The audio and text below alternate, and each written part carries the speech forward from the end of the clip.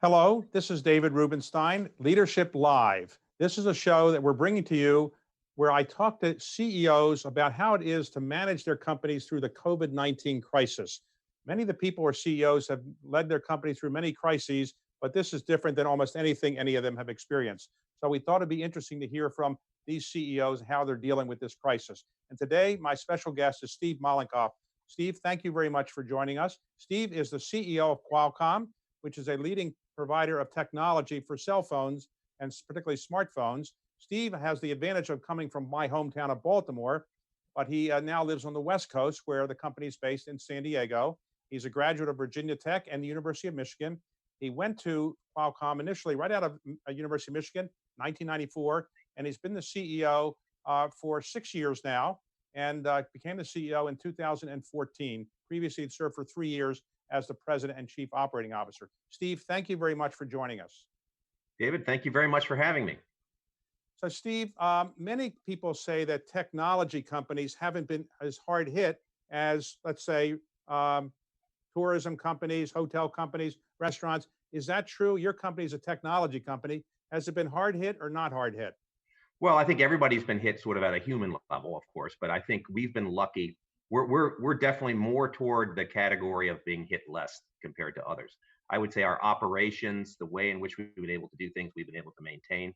Our end markets are still sensitive to people being out and being able to go to stores and buy phones, with one exception, which is a lot of people buy their phones online. So we straddle the line a little bit, probably closer toward not being hit, and certainly been very lucky in the way in which the company's been able to operate underneath of this pandemic. Now, let's talk about what Qualcomm is for those people that might not be tech aficionados or don't really know what's in their cell phone. So, what does Qualcomm actually do? Tell us what it does. Sure. So we consider ourselves the number one wireless innovator in the world. And what that really means is somebody has to go through and figure out how all these cell phone networks are going to work. You need to figure out how to align the entire industry so you can make a phone call anywhere you want. We do that through the standards bodies. But more importantly, we invent the fundamental technologies that are underneath of all those cellular networks. And then we figure out a way so that everybody can get access to it. And it creates kind of the ecosystem of cellular. And we've done that for 3G, we've done that for 4G, and now we're in the process of doing that for 5G. And it's a really an interesting company in the sense that we have the ability to touch many different industries. First, the cell phone industry, but now almost every industry is going to be impacted in some way by being connected. So, you have how many employees total? About 37,000. 37,000. And you're headquartered in San Diego, but are most of your employees elsewhere or are they based in San Diego? We have about 14,000 in San Diego. We have some in the Bay Area, some in India and other places, but very highly concentrated in engineering.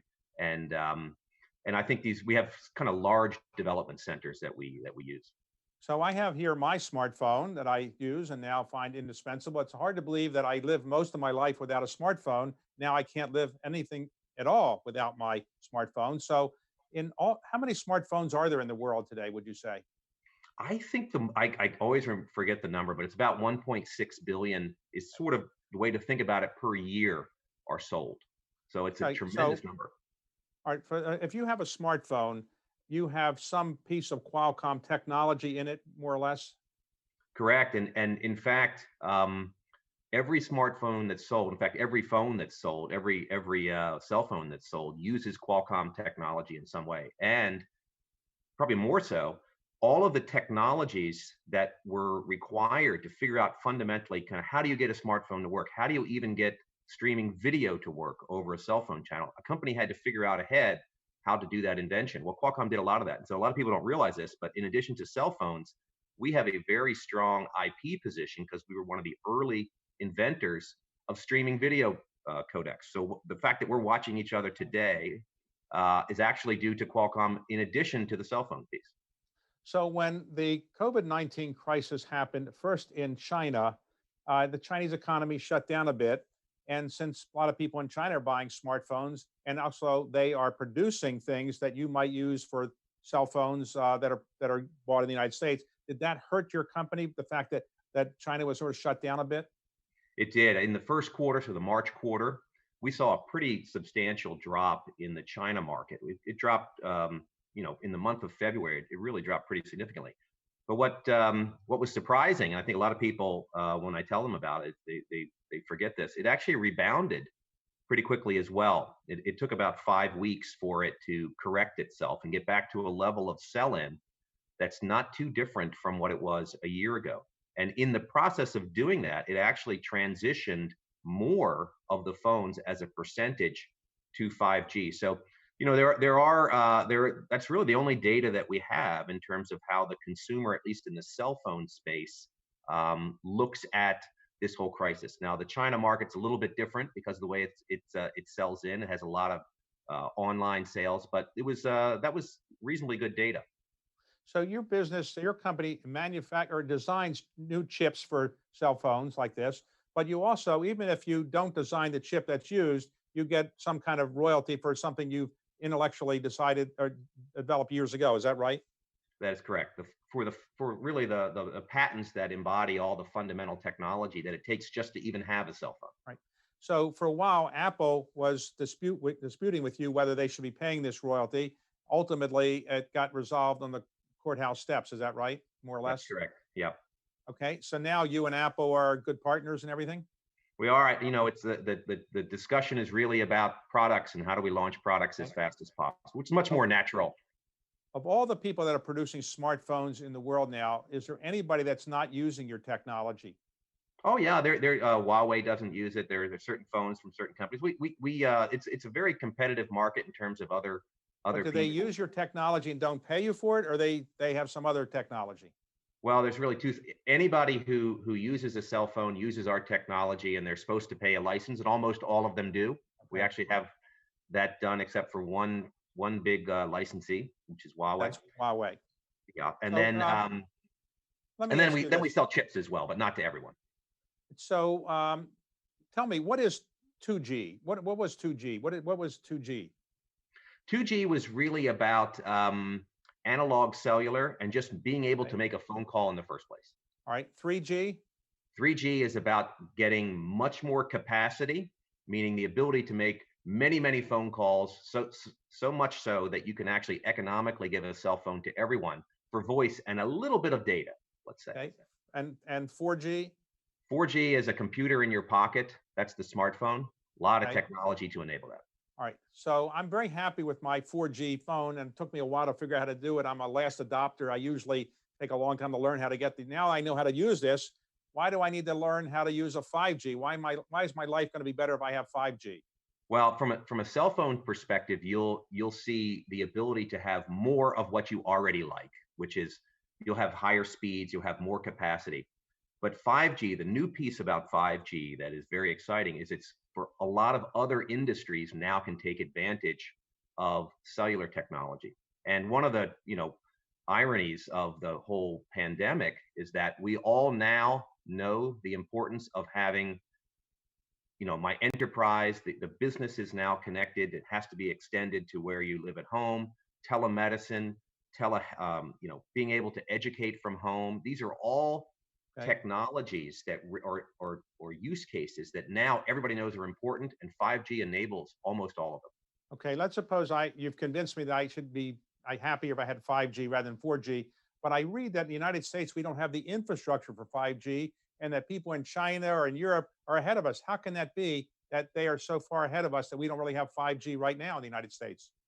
Well, we do have deployment. So when people talk about that, what they're really saying is that there is no domestic infrastructure provider of the equipment, a manufacturer of the equipment that produces the network side of 5G. Okay. So the equivalent of a Nokia or an Ericsson. There's no there's no company that's domiciled in the United States. But that's different from saying Verizon, T-Mobile, or AT&T. They definitely have the ability to deploy 5G and are doing it very aggressively.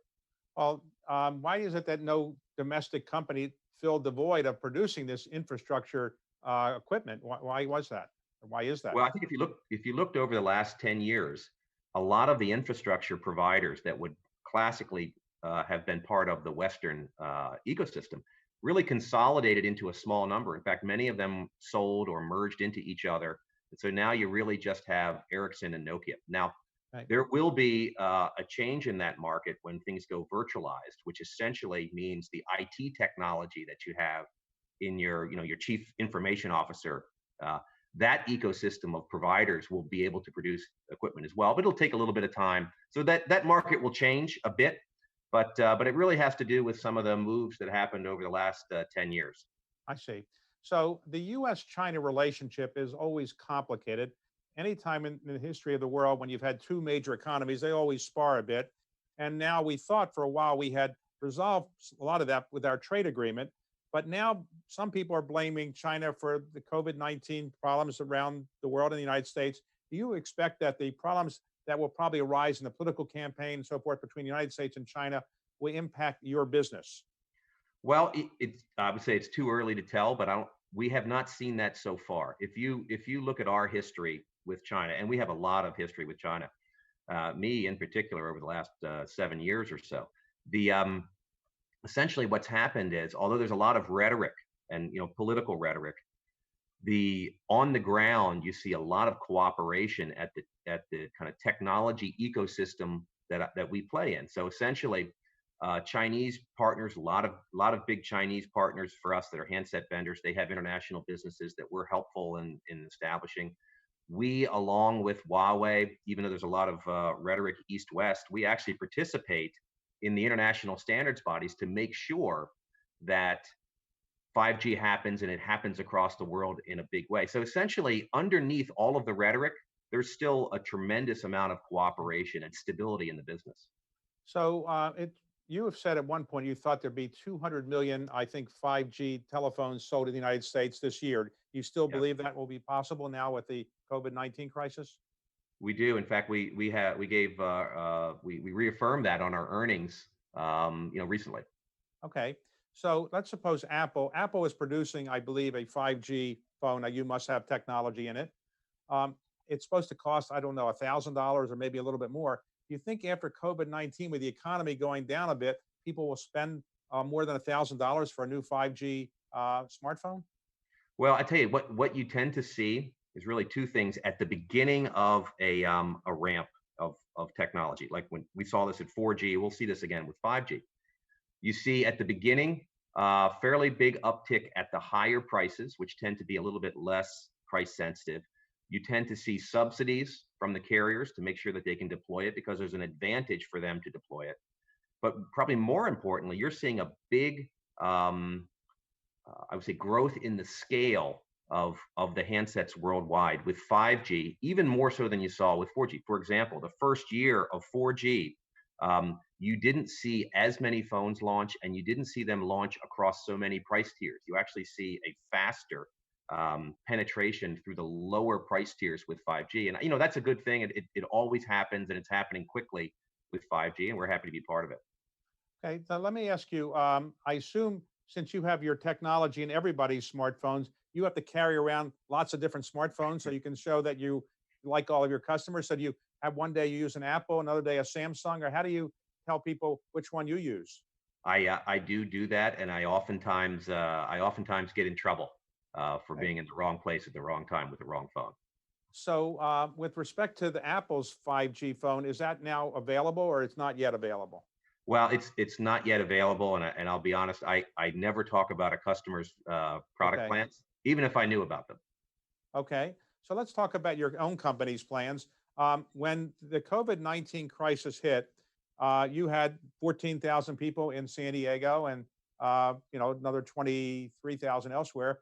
Did you tell them all to work from home, and where are they working from? Well, we had them really spread across the world. We have about 5 to 7% of the company comes in at any given day. So the rest of them are working from home. We made that decision in early March, and you may know in China we actually made that decision earlier. In fact, the decision was made for us earlier, Right. um, and it's gone reasonably well. I mean, we've been pleased with the way it went. Now, it went that way because we planned for it well, and we also got lucky a little bit on the timing, quite frankly. But we've been pleased with how it's worked so far. Well, there is a theory that technology companies should be able to adapt to this COVID-19 environment better than non-technology companies. Do you think that's true? I do. Particularly for some of us who I would say we call it, we eat our own dog food, essentially, which is we use the technology that we produce earlier than perhaps the rest of the economy. And so therefore you might be more prepared for a situation like we saw. So for example, when we went to work from home, uh, the biggest concern was not that it was really, would the network hold up, instead of, I wonder if we have everything we need. And the IT team did a great job, and we benefited from that. So now you have your 14,000 people in San Diego. Some of them might live near the beach. Some of them might be in, really attractive areas. Do they really want to come back to an office when you can come back, or do you think they're just going to more work from home? And you actually need all the office space you now have? Yeah, here's how we're thinking about that, which is there'll probably be two kind of ability of bimodal distribution. For example, you'll have people that we need to come in, and they're going to want us to bring the smallest number of people we need back at any given time, so they feel as safe as possible. That's really our top priority, obviously. There'll be a second group that really could be very successful for a long time at home, that I think want to know, how do they plan for childcare? How do they figure out how to go through the entire summer? And we'll give them that security, or we'll give them that certainty. And then I think at the end of all this, people are going to look and say, what did we learn? And I think they're going to learn that not everyone needs to come into the office. And I think it will have an impact on how people plan facilities, the kind of the way that people work. The irony will be, we will use more of the technology that we create, and we'll probably have less people on site any given day. But we'll all learn as we go through this summer really what we need. So when people do come back to the offices, will you have them wear masks? Do you have enough masks, and is it hard to get masks? We do. In fact, I would say we're in pretty good shape for the things like that. I mean, when we talk to the employee base, most of what they want to see is, they want to make sure things are cleaned properly, and that we bring back Right. just the right amount of people. And so I would say testing, things like masks and all that, we are not tripping that as the big issue right now. What we're Okay. really doing is we're saying we're productive. We can come back very gradually, which I think is the right thing for our company, probably the right thing for the communities that we live in as well. So have you thought of building any smart masks? Are we using your technology for smart masks? You haven't done that yet, right? We haven't, but I'll tell you, smart thermometers, smart doors, no touch locks, all of that stuff is going to be the way that people are going to feel comfortable about coming back.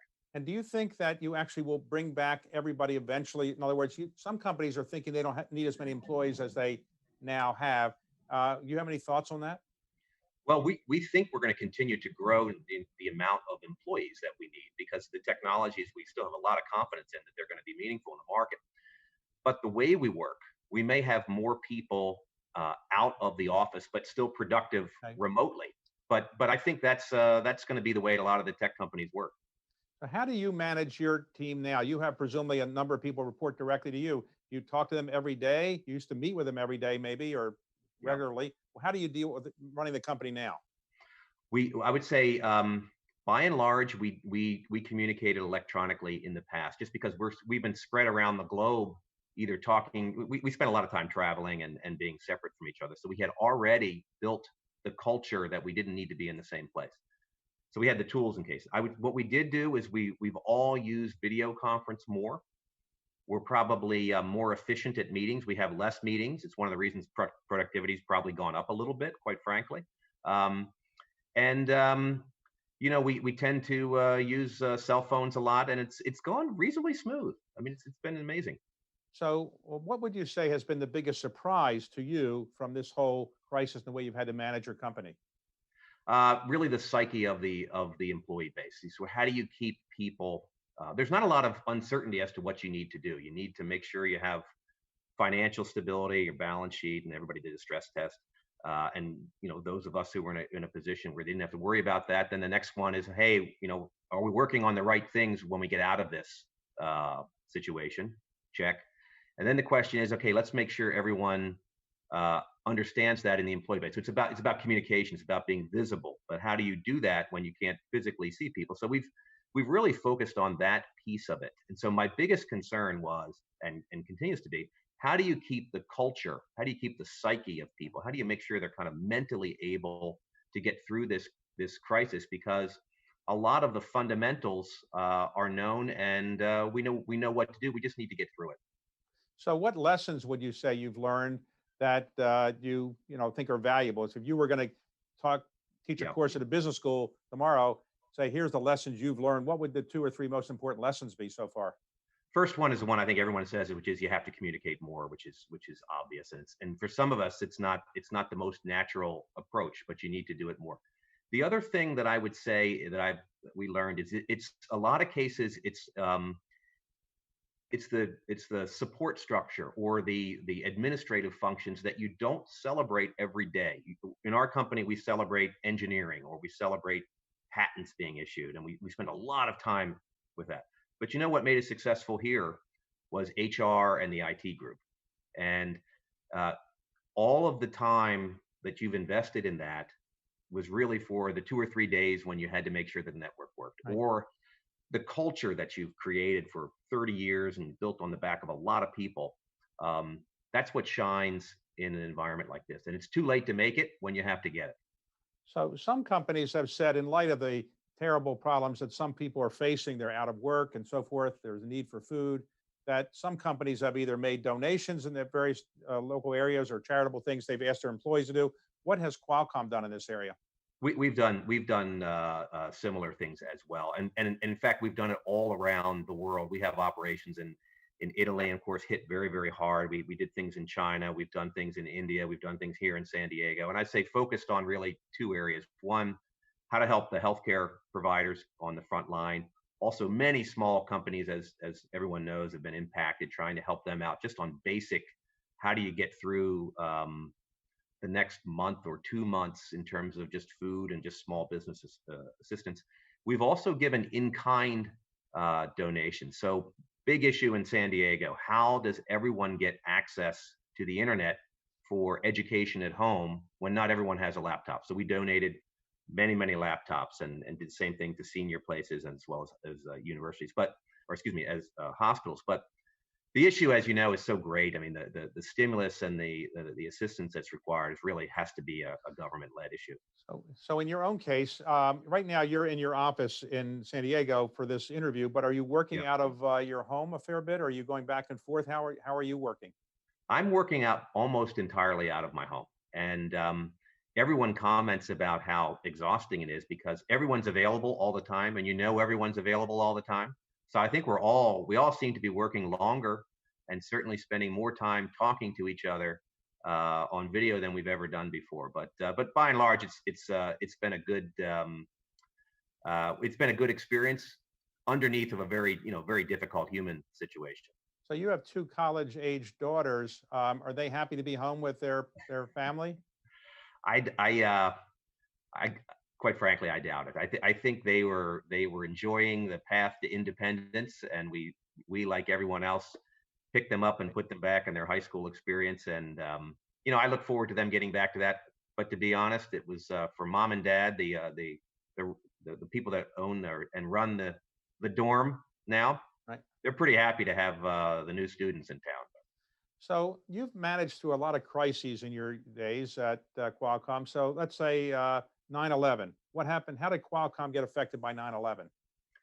Well, I mean, for us as a company, it was less impactful. Actually, I was traveling to Europe at the time, and it was really about the shock of getting everyone to understand how we're going to operate. But it was really for us was not a huge Okay. issue. What about the financial crisis of 2007 and 8? How did that impact you?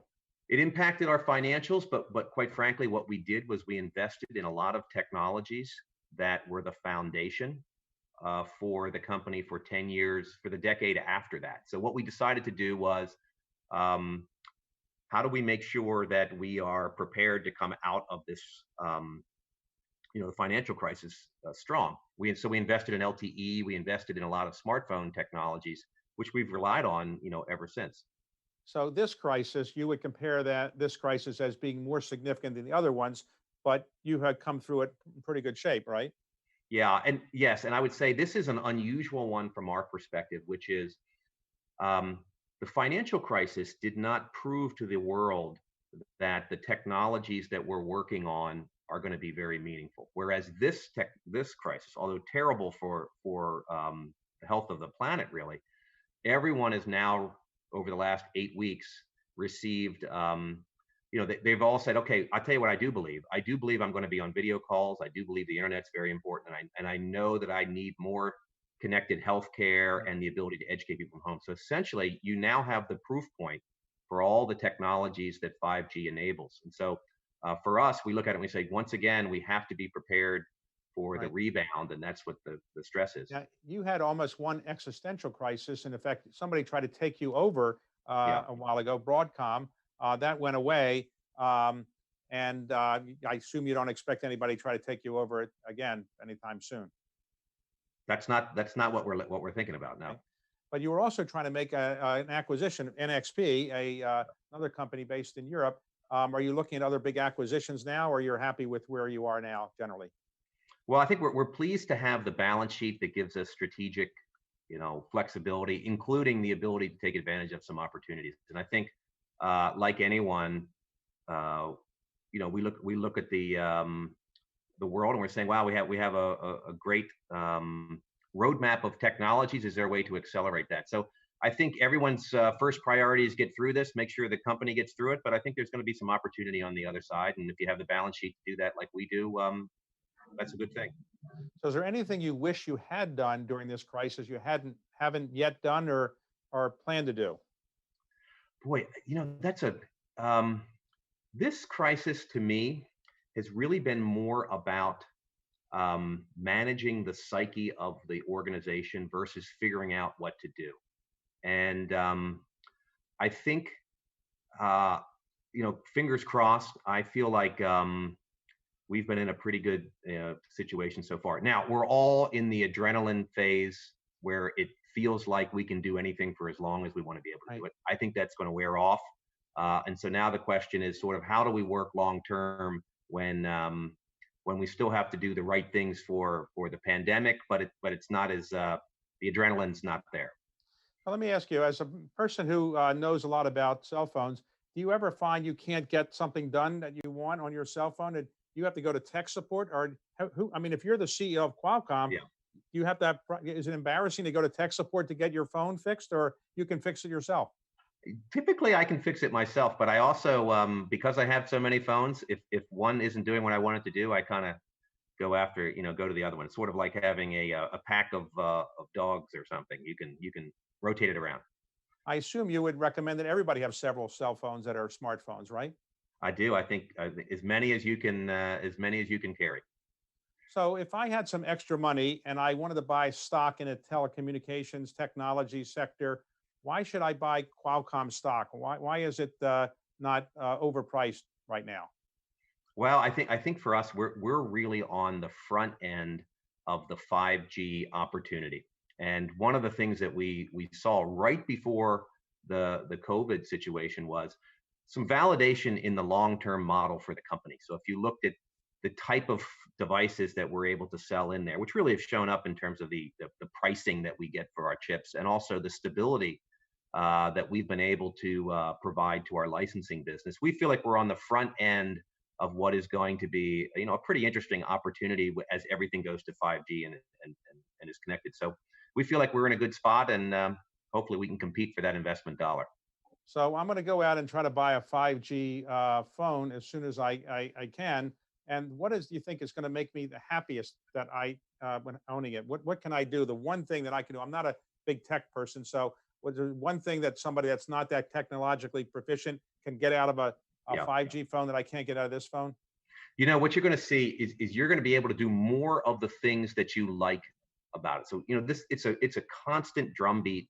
More and more features get added in there. And on the phone space, you're not going to see this massive before after. You're going to see more and more of what you need. But what's interesting is underneath of that, the operator can provide you that at a lower price point, and they can provide more people that experience. And that's the capacity benefits, and the speed and all of that is already proven in the market as being attractive. So that'll be a great thing for phones, but it's the new industries that really grow the funnel. All right, I'm going to get a 5G phone and see if I like it. And if I don't, I'll call you up. Okay.